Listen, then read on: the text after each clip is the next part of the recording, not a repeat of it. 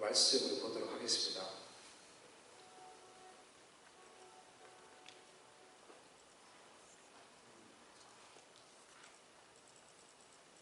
말씀 우리 욥기 1장 20절에서 우리 22절 말씀 같이 보도록 하겠습니다. 우리 함께 봉독하도록 하겠습니다. 시작. 욥이 일어나 겉옷을 찢고 머리털을 밀고 땅에 엎드려 예배하며 이르되 내가 모태에서 알곡으로 나왔사오니 또한 알곡이 그리로 돌아가올지라. 주신 이도 여호와시요 거두시도 여호와시오니 여호와의 이름이称颂을 받으실지이다 하고, 이 모든 일에 욥이 범죄하지 아니하고 하나님을 향하여 원망하지 아니하니라. 아멘. 지난 시간에 욥기 고난에 대하여 답하다 첫 번째 부분을 살펴보았습니다. 지난 시간에 살펴본 것은 욥의 세 친구들의 욥의 고난에 대한 대답이었습니다. 그들은 욥의 고난 앞에서 그들이 가지고 있는 경험, 전통, 그들의 생각으로 욥의 고난을 해석하며 충고하며 조언했습니다. 하지만 한결같이 그들의 그 그럴듯한 그 멋있는 충고와 조언이 욥에게는 적용이 되지 않는, 공감할 수 없는 그런 조언과 충고들이었습니다. 고난에 대해 많은 충고와 좋은 조언들을 해줄 수 있지만은 한결같이 욥이 공감할 수 없는 그 말들을 늘어놓는 그들의 모습을 보면서, 그러니까 공감 없는 이 충고와 조언이 얼마나 의미가 없는지, 또 그 고난들 앞에서 우리의 생각과 판단이 얼마나 부족하며 잘못될 수 있는지를 우리가 생각해 보았습니다. 오히려 우리의 생각과 우리의 판단을 내려놓고 고난 앞에서 겸손히 하나님을 바라볼 때 우리는 고난을 통해서 유익을 얻을 수 있고 고난 가운데 일하시는 하나님을 경험할 수 있게 될 것입니다. 오늘은 고난에 대한 두 번째, 세 번째 대답을 살펴보도록 하겠습니다. 두 번째는 고난에 대한 욥의 대답입니다. 물론 욥도 나중에는 이 고난으로 해서 탄식하며 절망했습니다. 하지만 고난 앞에서 욥이 보였던 주요한 대답이 이 욥기에 나와 있습니다. 오늘 이것을 주목해 보기를 원합니다. 그것은 먼저 고난 앞에서 하나님의 주권을 인정하는 것이었습니다. 고난 앞에서 하나님의 주권을 인정하는 것이었어요. Acknowledge God's sovereignty in the face of suffering. 그것을 우리가 오늘 본문 욥기 1장 20절 22절에서도 볼 수 있고요. 욥기 11장에서 나오는 이 소발의 그 날카로운 찌르는 듯한 그 비판과 그 판단의 말이 끝난 후 욥기 12장에 욥이 대답하는 그 말들을 통해서 하나님의 주권을 인정하는 욥의 고백을 우리가 볼 수가 있어요. 욥기를 여러분 읽으셨으면 이 부분을 다 읽었을 텐데, 우리가 공동체 성경 읽기 그 프로그램을 가지고 이 욥기를 읽었잖아요. 욥기 12장을 이제 듣는데, 개인적으로 저는 이 욥기 12장의 이 욥의 고백을 듣는데, 그 욥의 고백이 너무 마음에 와닿았어요. 참 잘 만들었어요. 정말 욥이 정말 저렇게 말하지 않았을까라는 생각이 들 정도로 그거를 듣는데 너무 그게 마음에 와닿고 욥의 어떤 그 마음들이 느껴지는 것 같아요. 그 아픔과 그 슬픔 속에서 그럼에도 불구하고 욥이 뭘 말하냐고 하면 하나님의 주권을 말해요. 하나님의 주권. 악한 자도 하나님이 형통하게 하시고 의로운 자도 하나님이 고난받게 하시고, 그 하나님의 주권에 대해서 말하는데 너무 그게 그게 참 들으면서 읽으면서 마음에 와닿았어요. 고난 앞에서 사람들의 반응은 두 가지로 나눕니다. 욥의 아내처럼 이해할 수 없는 고난 앞에서 하나님을 원망하고 죽으라 라는 이런 부류가 있어요. 하나님을 원망하고 그냥 죽으라. 반면에 욥처럼 고난 앞에서 하나님의 주권을 인정하는 사람들이 있습니다. 고난이 왔을 때, 특히 알 수 없는 고난이 왔을 때 우리는 그것으로 인해서 열받으며 분노하며 그러다 좌절하며 낙심합니다. 고난 앞에서 우리의 기질과 감정을 따라 분노, 좌절, 낙심을 반복하며 고난 앞에서 이렇게 반응하며 고난의 때를 보내기가 참 쉽습니다. 얼마나 많은 고난의 시간을 우리가 이와 같이 보내왔습니까? 욥의 아내의 말처럼 세상의 메시지는, 세상의 조언은 그냥 고난 앞에서 나의 감정을 따라 행하고 말하고 반응하고 그냥 끝을 내버리라는 거예요. 이러고 싶은 욕구와 기질과 성향이 우리 속에 얼마나 많이 있습니까? 얼마나 많이 있어요. 저와 여러분에게. 고난과 스트레스 앞에서 얼마나 많이 우리는 욥의 아내의 말처럼 원망하며 분노하며 공격하며 좌절하며 후회하는 일을 반복해왔습니다. 하지만 정작 고난을 당하고 있는 고난의 당사자인 욥은 그렇게 말하지 않는 거예요. 욥의 대답 속에는 고난 속에서도 하나님을 인정하고 고난 속에서도 하나님의 주권을 인정하는 그 고백이 담겨져 있어요. 우리가 읽은 말씀을 다시 한번 보겠습니다. 욥이 일어나 겉옷을 찢고 머리털을 밀고 땅에 엎드려 예배하며 이르되 내가 모태에서 알몸으로 나와 싸운즉 또한 알몸이 그리로 돌아가올지라. 주시니도 여호와시요 거두시니도 여호와시오니 여호와 이름이 찬송을 받으실지니이다 하고 이 모든 일에 욥이 범죄하지 아니하고 하나님을 향하여 원망하지 아니하니라. 겉옷을 찢는다. 성경에 구약에 그런 표현이 많이 있죠. 이것은 자신의 지금 처한 고통을 표현하는 어떤 관습입니다. 고통당했을 때 사람이 하는 어떤 표현 방식이에요. 머리털을 밀고 이것 또한 갑작스러운 재난 앞에서 자신의 애통함을 표현하는 하나의 관습, 하나의 어떤 표현 양식이었어요. 지금도 더 비슷하죠. 우리가 심경에 어떤 큰 변화가 생기면 어떡합니까? 여자분들도 그렇고 남자들도 뭐 비슷하지 않을까요? 머리카락을 자르죠. 귀었던 머리카락을 단발로 그냥 팍 쳐버린다든지. 더 큰 심경의 변화가, 더 큰 변화가 일어나면 어떡합니까? 머리를 완전 밀어버리고 군대에 간다든지 막 머리를 밀어버리고. 지금도 그렇게 우리의 어떤 변화, 심경을 표현하기도 하죠. 욥도 자신의 지금 이 갑작스러운 고난과 재난 앞에서 자신의 지금 마음을 표현을 하는 거예요. 얼마나 자신이 힘이 들고 얼마나 비통하고 얼마나 가슴이 아픈지 머리를 밀고 옷을 찢고 자신의 고통을 지금 표현하는 거예요. 그런데 이후에 욥이 한 행동은 어떻게 했습니까? 땅에 엎드려 하나님을 경배하고 땀에 엎드려 하나님을 경배하고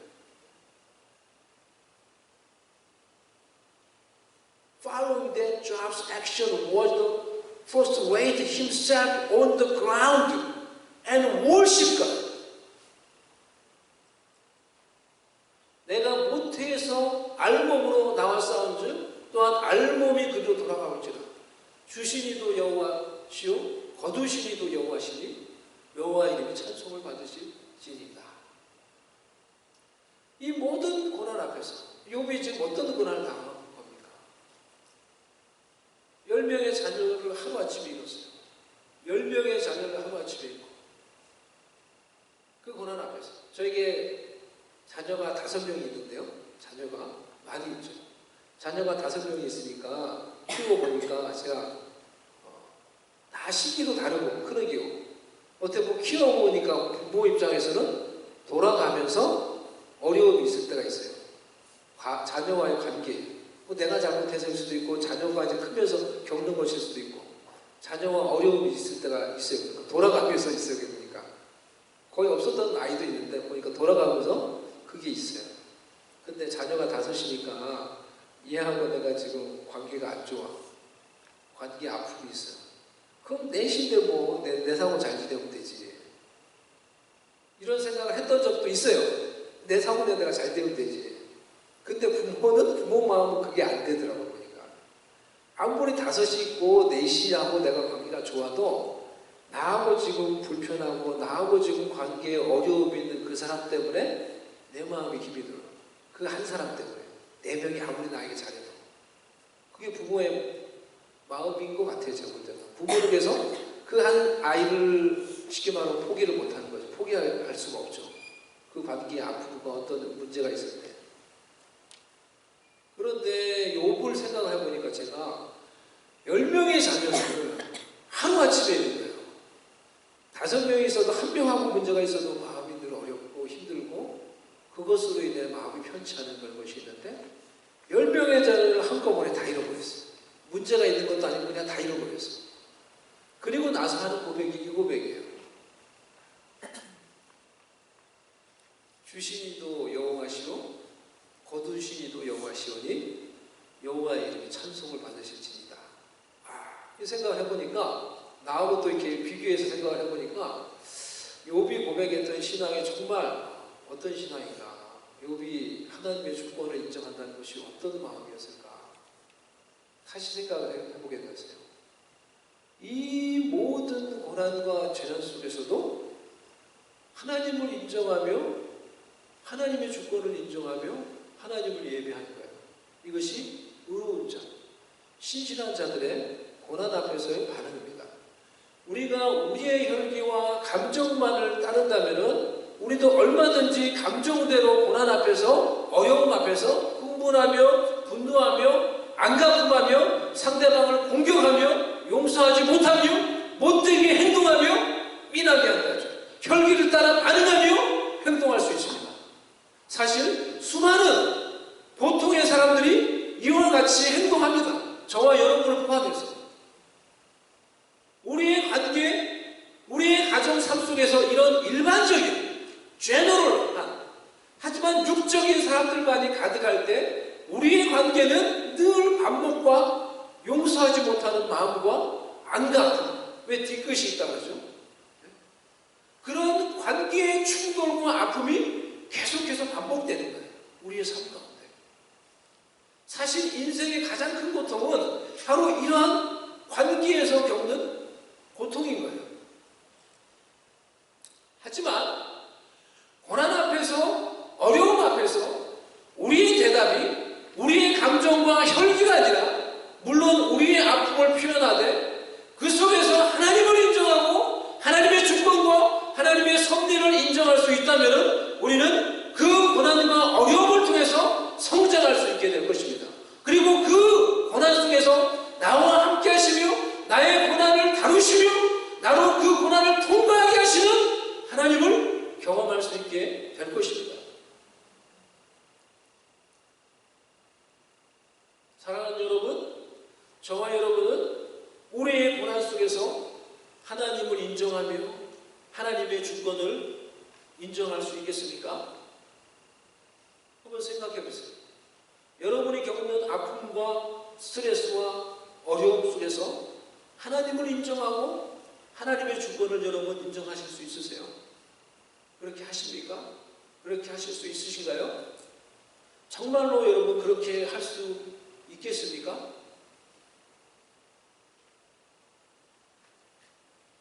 정말 저와 여러분도 고난 앞에서 아픔 앞에서 열받는 상황 앞에서 하나님을 인정하며 그 하나님 앞에서 다시 생각하며 반응하며 행동할 수 있을까요? 이것이 저와 여러분이 오늘 함께 생각해 보기를 원하는 거예요.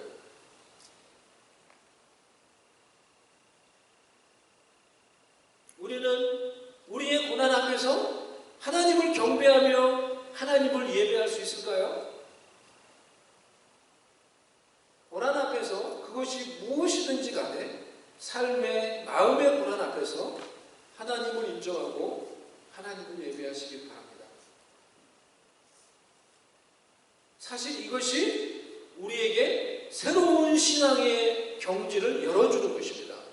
형식적인 신앙, 그저 머리로만 아는 신앙에서 고난 앞에서 하나님을 인정하며 그 고난으로 하나님께 기도하며 하나님을 예배할 수 있게 될 때 살아있는 신앙, 살아계신 하나님의 은혜를 체험하는 신앙으로 들어가게 되는 것입니다. 그러한 신앙으로 성장하게 되는 것입니다. 고난 앞에서 하나님을 인정하게 될 때 살아계신 하나님의 은혜와 위로와 살아계신 하나님의 사랑을 맛보아 아는 신앙의 단계로 들어갈 수 있게 되는 것입니다. 생각을 해보니 저의 신앙이 가장 절실하고 가장 순전했을 때는 고난의 때였어요.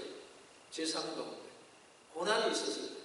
지금은 그것이 어떤 고난인지 날 생각도 안 나는데 하여튼 내 삶 가운데 고난이 있었을 때였어요. 그때 나의 신앙이, 나의 마음이 하나님 앞에서 가장 순전하고 가장 절실하고 가장 리얼한 마음으로 하나님을 의지하며 하나님을 찾았어요.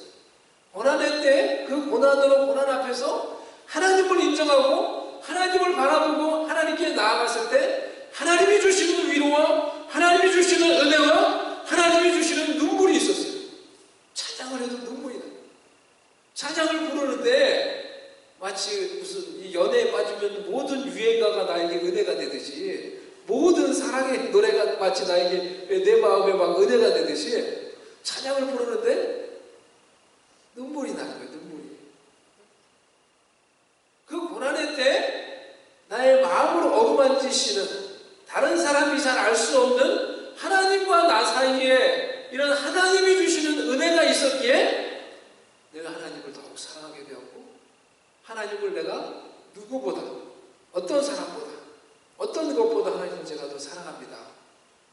라는 순전한 마음으로 그렇게 고백할 수가 있었어요. 고난의 때. 그러니 고난 앞에서 하나님을 인정하며 하나님의 주권을 인정하는 신앙은 남들이 알 수 없는 깊은 하나님의 은혜와 위로를 경험하게 하는 관문이 되는 것입니다. 욥에게 이 신앙이 있었기에 욥이 나중에 경험하고 고백하듯이 전에는 내가 하나님에 대해서 귀로만 들었는데 이제는 내가 하나님을 눈으로 배운나이다 라고 고백을 할 수가 있었던 거예요. 고난이 있습니까? 여러분 아픔이 있습니까? 스트레스가 있습니까? 관계의 아픔, 어려움이 있습니까? 그 고난 앞에서 우리의 마음을 우리가 표현할 수 있지만은 우리의 혈기와 자꾸 그렇게 가려고 하는 우리의 감정을 따라만 살지 맙시다. 그러면 우리는 모든 일반 사람들과 다를 바가 없는 거예요. 즉 예수님 안 믿는 사람들과 다를 바가 없는 거예요. 예수님을 안 믿는 사람들 다 그렇게 사는 거예요. 고난 앞에서 아픔 앞에서 하나님을 인정하고 하나님을 생각하고 하나님의 주권과 섭리를 인정할 수 있기를 바랍니다. 그래서 그 고난 속에서 내가 주인이 되어서 행하고 반응하지 않고 그 고난 속에서 하나님의 주인 되심을 인정하며 하나님과 함께 그 고난을 통과하며 그 고난을 통해서 살아계신 하나님을 경험할 수 있는 자들이 될 수 있기를 바랍니다. 세 번째, 고난에 대한 하나님의 대답입니다. 욥의 고난에 대해서 내내 침묵하시던 하나님이 아침내 입을 열어서 말씀하십니다. 그런데 그것이 욥이 왜 고난을 당했는지 그 이유를 설명해 주는 게 아니에요. 그것을 설명해 주면 욥이 제일 좋을 것 같은데 하나님이 그 이유를 설명해 주지 않아요. 하늘에서 어떤 일이 있었는지 어떤 일이 있었는지 하나님이 그것에 대해서 말해 주지 않아요. 오히려 하나님이 말씀을 하시는데 욥의 고난 앞에서 하나님의 공의에 대해서 말씀하세요. 하나님의 의로움에 대해서 말씀을 하세요. 욥기 40장 8절은 네가 내 공의를 부인하려느냐 내 의를 세우려고 나를 악하다 하겠느냐. 욥에게 그가 왜 고난을 당하는지 그 이유를 설명해 주지 않고 하늘의 상황을 설명해 주지 않고 네가 다 몰라도 오히려 그럼에도 불구하고 하나님, 나는 의롭다, 나는 공의롭다, 이런 말씀을 하시는 거예요. 욥아, 네가 다 알지 못해도, 네가 고난의 이유를 다 이해하지 못한다 하더라도 나는 공의롭다. Even though you do not know everything, you do not know the reason why you have suffering, I'm faithful, I'm righteous. 하나님이 이렇게 말씀하시는 거예요. 우리 인간들은 내가 다 이해할 수 없으면은 그것은 공의가 아니라고 쉽게 이렇게 단정을 짓는 경향이 있습니다. 그래서 왜? 라고 질문하며 그 질문에 해답을 얻지 못하면은 하나님의 공의로우심에 대해서 의심을 하기 시작을 합니다. 흔히 하는 질문이 이런 거죠. 왜 하나님이 선악과를 만들어서 우리 인간들을 이렇게 고생시키냐? 이런 질문 많이 하고 많이 들었죠. 제가 고등학교 다닐 때 미술 선생님이 있었는데 좀 못된 선생님이에요. 못되고 삐딱했어요. 지금 생각해봐도. 삐딱한 선생님인데 특히 크리스찬에 대해서 아주 삐딱한 마음을 가지고 있는 선생님이었어요. 제가 크리스찬이라는 것을 알고는 수동 너 교회 다니냐? 그랬더니 저한테 하는 질문이 수업 시간에 수동아 너 그럼 왜 하나님이 선악과를 만들어가지고 안 만들었으면 이제 만들어가지고 왜 너 따먹게 해가지고 우리가 죄짓게 만들었냐? 하나님 그러는데 왜 하나님 그렇게 했어? 대답해보라는 거예요. 그때는 제가 신앙도 별로 없고 어리고니까 그런 말에 대답을 못하겠더라고요. 대답을 못했어요. 근데 지금은 이제 제가 신학을 해보고 신학도 하고 공부도 하고 이제 신앙생활을 해보니까 그런 질문에 어떤 합리적으로 그래도 대답을 할 수가 있어요. 대답을 이렇게 뭐 설명이 필요하면 설명을 해줄 수 있을 것 같아요. 그런데 하나님의 대답은 이거예요.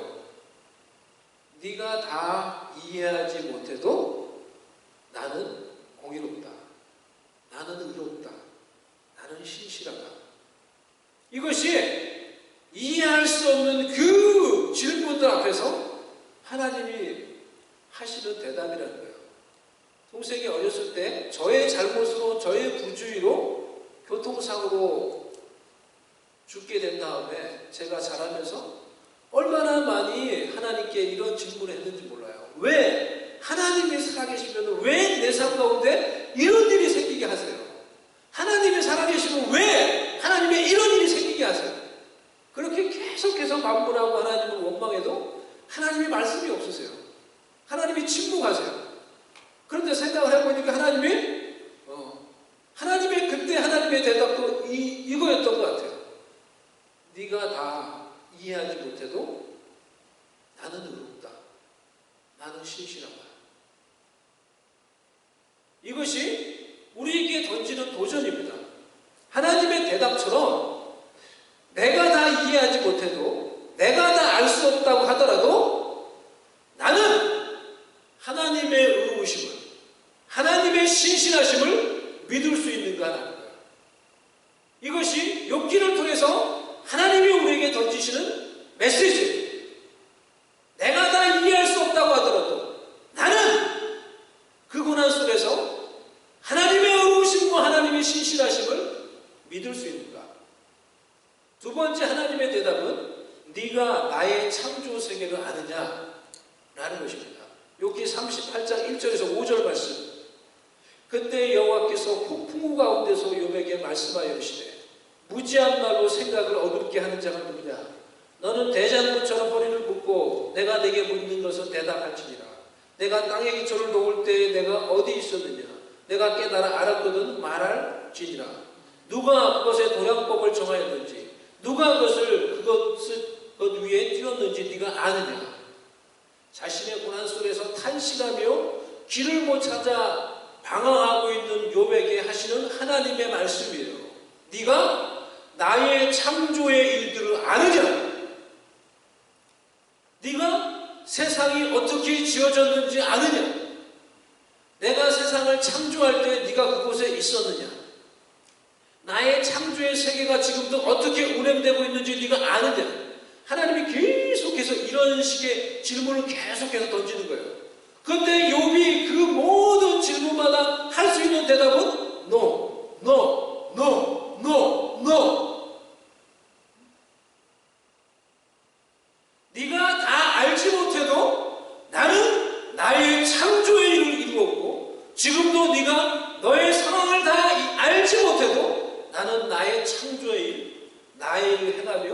일하고 있다. 어떻게 보면 이것이 하나님이 욥에게 하시는 말씀이에요. 그러니 다 알 수 없는 고난, 다 이해할 수 없는 상황 속에서도 하나님의 의로우심을, 하나님의 신실하심을, 하나님의 선하심을, 하나님의 일하심을 믿으라는 거예요. 이것이 하나님이 욥의 고난을 통해서 우리에게 던져주는 메시지예요. 사실 우리는 고난이 우리의 삶 가운데 남의 고난은 우리가 쉽게 이야기하고 판단하죠. 하지만 나의 고난은 다른 차원의 문제예요. 나에게 크고 작든지 간에 고난이 찾아왔을 때 그 고난의 이유와 의미를 다 알 수 없기에 우리가 알 수 없는 그 빈 공간으로 인해서 우리는 괴로워하는 거예요. 내가 알지 못하는 그 빈 공간으로 인해서 우리가 다 알지 못하기에 비어져 있는 그 빈 공간을 무엇으로 채웁니까? 원망으로, 분노로, 절망으로, 탄식으로만 채우며 우리가 그 고난의 때를 보낸 적이 얼마나 많이 있어요. 하지만 하나님은 그 고난의 때 우리가 다 알지 못하는 그 빈 공간을 그럼에도 불구하고 하나님의 의로우심을 믿는 믿음으로, 하나님의 선하심을 믿는 믿음으로, 하나님의 함께하심과 하나님의 일하심을 믿는 믿음으로 그 공간을 채우며 믿음과 순종으로 그 빈 공간을 채우며 우리가 그 고난의 때를 지나가기를 원하시는 거예요. 사실 욥은 자신이 알지 못하는 그 고난의 빈 공간을 하나님을 향한 믿음으로 채우려고 시도했던 사람이에요. 욥기 23장 8절에서 10절 말씀 보면은 우리 같이 한번 읽어보겠습니다. 시작. 그런데 내가 앞으로 가도 그가 아니 계시고 뒤로 가도 보이지 아니하며 그가 왼쪽에서 일하시나 내가 만날 수 없고 그가 오른쪽으로 돌이키시나 배울 수 없구나. 그러나 내가 가는 길을 그가 아시나니 그가 나를 단련하신 후에는 내가 순금같이 되어 나오리라. 이 고백을 보세요. 어떤 고백이에요?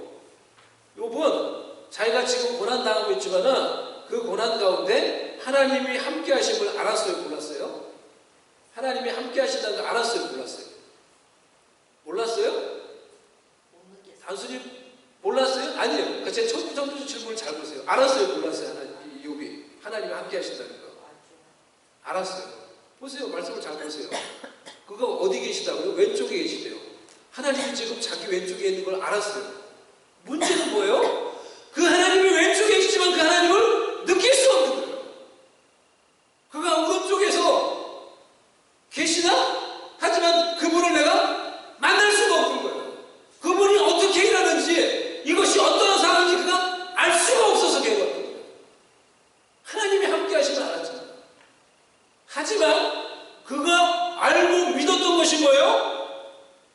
내가 가는 길을, 이 길을 그가 아시다니. 내가 아는 이 길을 누가 알아요? 하나님이 아시다니. 내가 가는 이 길을 지금 누가 알고 있어요? 하나님이 알고 하나님이 지금 자기와 함께 이 길을 가고 있다는 거예요. 그것을 알고 믿었어요. 그렇기 때문에 내가 다 알지 못해도 내가 이 길을 통과하면 내가 손과 같이 되어서 나올 것이라는 것을 알고 믿었던 거예요.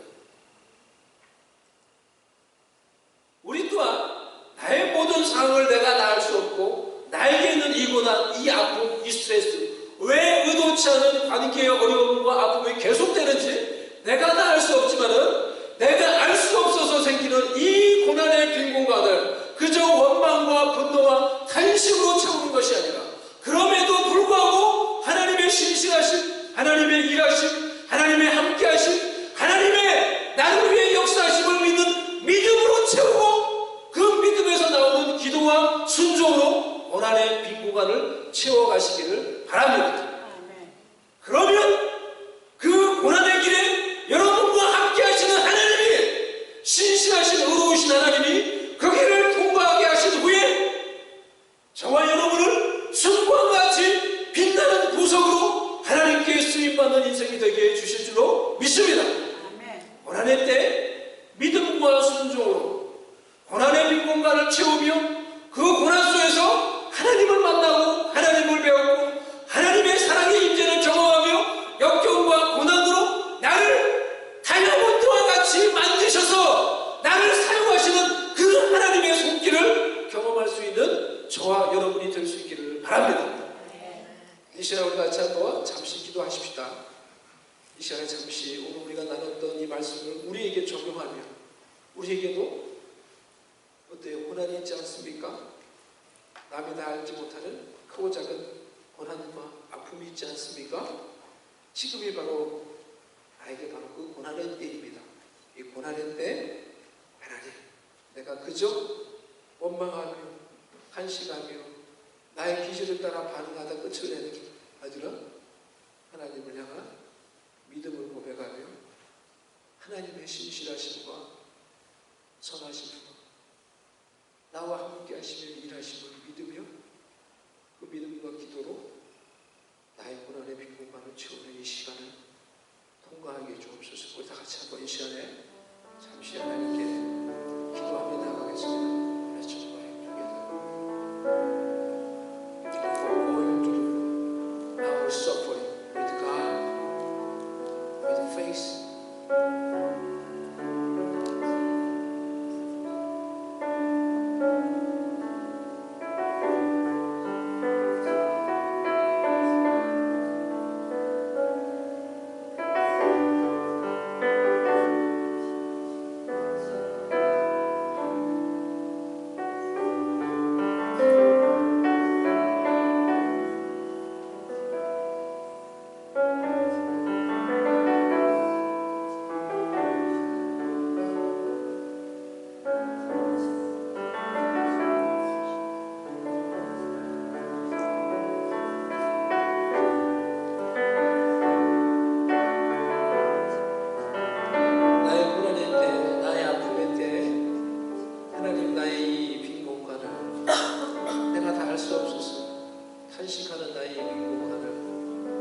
그럼에도 불구하고 하나님의 신실하심을, 하나님의 선하심을, 하나님의 의로우심을, 나와 함께 하시며 일하심을 믿으며 기도하며 순종하며 나의 빈공간을 채우며 이 시간을 통과하게 해주시옵소서.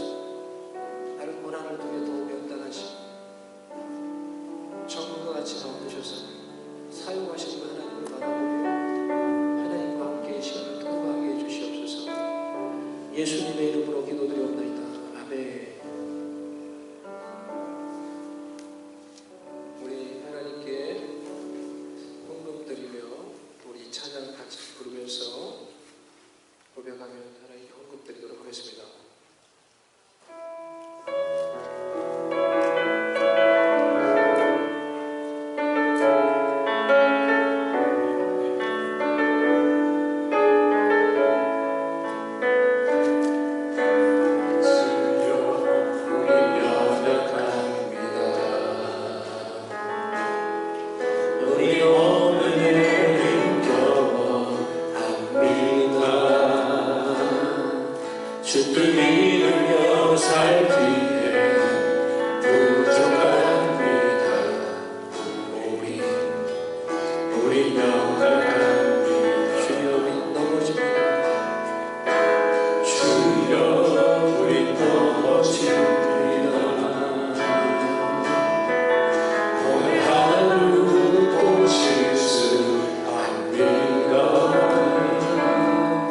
주의 은혜를 구하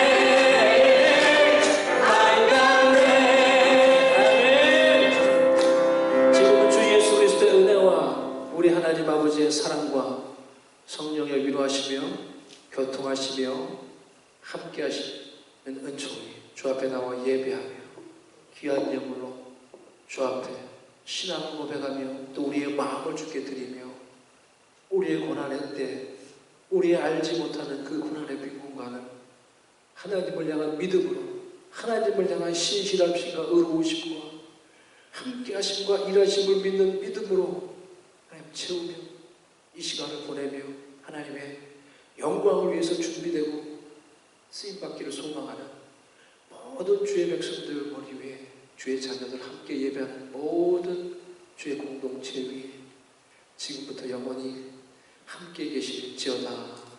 아멘.